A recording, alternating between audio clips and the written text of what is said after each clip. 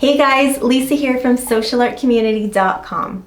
One question that I get asked all the time is, what do I need to get started out with acrylic painting? And do I need to spend a lot of money? So in today's video, I'm going to answer these questions. I'm going to start with the second one. A big no, you do not need to spend a lot of money to get started out. I'm going to run through a bunch of the tools that I recommend you have, sort of a basic starter kit. So I'm going to start with paintbrushes, because unless you plan to finger paint all of the time, which will be fun, but brushes allow you to do a lot more. So yeah, you're going to need some brushes. I'm going to suggest you start it with 3. That would be kind of the minimum. So one large brush that's about 1 inch to 1.5 inches wide. And I prefer square tip for this brush. That's going to help you do a lot of your backgrounds, fill in space quickly. Then you're going to want to have a medium paintbrush, something a little bit narrower.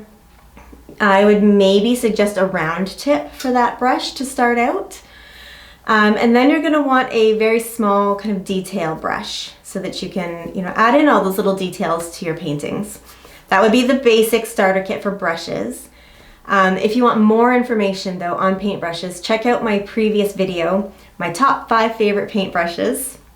And that goes through, I think I actually went through about 7 of my favorite paintbrushes in that video. So it'll give you a better idea and a visual of what to look for paintbrushes. So moving on, we're gonna get over to paint now. Of course, you're gonna need paint. So you don't need like 80 colors. You can mix absolutely any color if you just have these basics. So you're gonna need the 3 primary colors always. You'll need red, yellow, and blue. So for the red and yellow, just something nice and bright. For the blue, if you can get it, I prefer a phthalo blue. It mixes really well with the others. And then you're gonna need black and white as well, so that you can darken things, lighten things. And then if you wanna add on a 6th color, because that's all you will need ever, I would recommend a brown. So browns, you can definitely just choose one color, and then you can customize that brown as needed by warming it up or darkening it however you want to. But brown can be one of the trickier colors to mix. So if you've got a basic brown, you're good to go. So red, yellow, blue, black, white, and brown would be my recommendations to get started. But you can go without brown if you absolutely want to. So the next thing is you need something to paint on. I tend to use canvas most of the time. So 16 by 20 is sort of my typical go-to size. It's big enough, it gives you lots of room to play and add details, but it's still, a reasonable size that you can find space to hang them on your walls. But with that said, you can use any size canvas. You can go really big, really small, square, rectangle, whatever. There's even round canvas. So, don't limit yourself to one size. I would definitely do variety, but when you're starting out, kind of pick 1 or 2 sizes.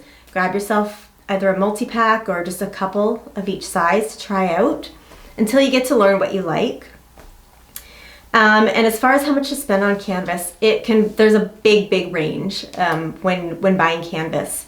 You can buy it like as cheap as a couple of dollars up to, well, the sky's the limit. It can get very expensive. But when you're starting out, even as you go down the road, you don't need expensive canvas unless you're planning to sell your artwork.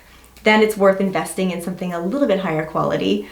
But yeah, definitely stay in that low range when you're starting out, because they're perfectly fine. That's all I use. I use the cheap canvas when I'm painting like 90% of the time. So if canvas is not what you want to do, you can also use paper.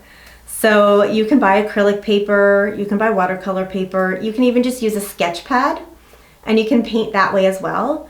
And then you have the option of framing it when you put it up on the wall, which also looks really pretty and polished and finished. If you are using paper, I'd recommend sort of giving yourself a tape border around the edge of your paper. Tape off the section that you want to paint inside. And then when you peel that tape off at the end, it gives you such a nice crisp border around your painting. And that's it. That's literally all you're going to need to buy. The only other things that you're going to need are water handy, which you can put in a mason jar. That's what I use. You can use an old coffee cup. You can use a sour cream container, anything like that. And yeah, just have some water, tap water nearby so you can rinse out those brushes while you're painting. And then you'll need a rag or a sheet of paper towel so that you can dry the water out of your bristles. So something old, an old towel, face cloth, or just paper towel, Kleenex will work as well. So I ran through that pretty quick, but I hope that that helps you out with kind of getting your starter kit ready to go. And I hope to paint with you soon. Check us out online if you're looking for online tutorials. And yeah, have a fantastic day. Bye.